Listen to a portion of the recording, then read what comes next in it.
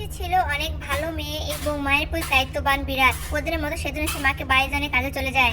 সে ছিল একটি হোটেলের ওয়েটার। ওই হোটেলে হঠাৎ এক দুশ্চরিত্রবান বিড়াল যার নাম ছিল কিটির নজরে পড়ে। টুসিকে পছন্দ করে এবং তাকে প্রপোজ করে, কিন্তু টুসি তাকে রিজেক্ট করে চলে যায়। সে অনেক রেগে গিয়ে এর প্রতিশোধ নিতে চায়।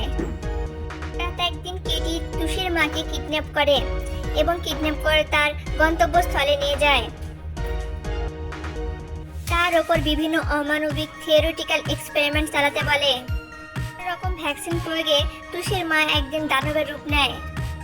টুসি তা জানতে পেরে রাগে ফেটে পড়ে। টুসি তার মাকে দেখে কান্না করতে থাকে এবং তা সে বিশ্বাস করতে পারে না।